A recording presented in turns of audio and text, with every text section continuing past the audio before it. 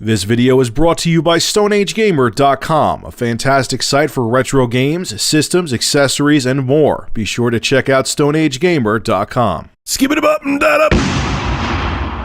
So I hope you're sitting down, boys and girls, because this is a shocker. But Capcom had to slash its profits by 50% after trying to break into the mobile market. Wow, I sure didn't see that coming. Shout out goes to YouTube user Sean0995. I'll have a link to his channel below in the description. So Capcom originally intended to make 6.8 billion yen, or $65 million, for the fiscal year, but it's now reducing that figure to 3.3 billion yen, which is $32 million. That's over a 50% decrease. This is what their press release on this whole debacle said. Due to rapid changes taking place in the market for games, Capcom is building a sound base for earnings by reorganizing the product development framework and improving development processes.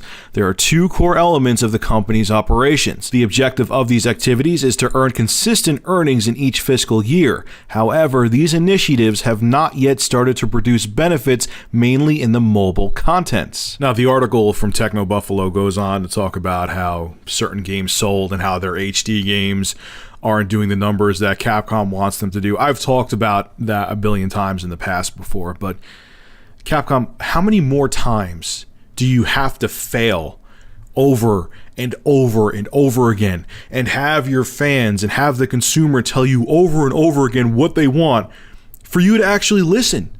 How many more times do people have to tell you, I just want a Resident Evil, yes, obviously it has to evolve, but I want a Resident Evil that brings back that eerie atmosphere like they had in Resident Evil 4.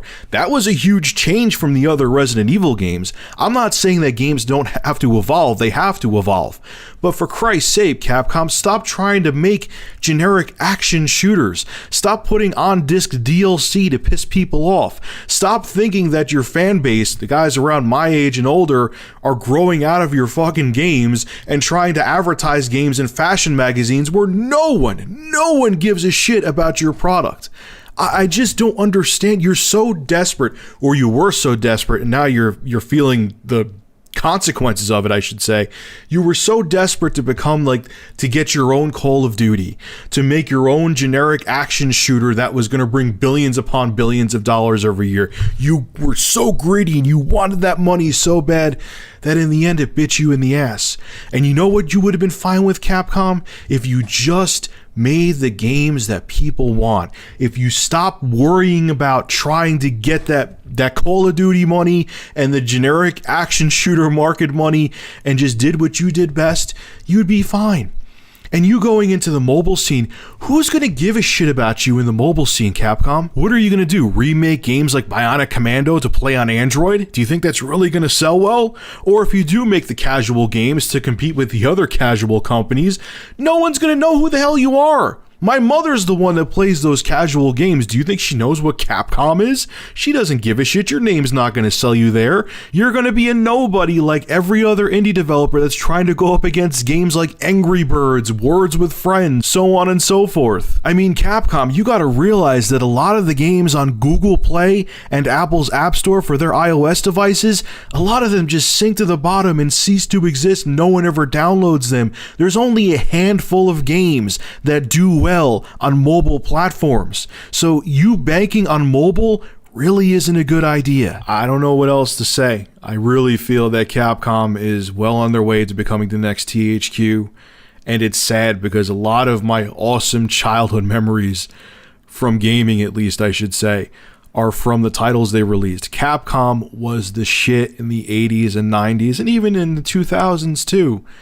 They made great games. They were the third-party company to go to back in the NES and Super Nintendo era. They made fantastic IPs, and they're screwing it all up now. They were so desperate and so greedy and trying so hard to become like the Activision of Japan that now it's biting them in the ass, and Capcom may cease to exist entirely. Was it worth it? I don't think so. Alright folks, make sure to rate, comment, favorite, and subscribe, and if you have an interesting news story you would like me to discuss, private message me with a link via YouTube, and if I use your news article, I will give you a shout out in the video and feature your YouTube channel in the description. Have a good one.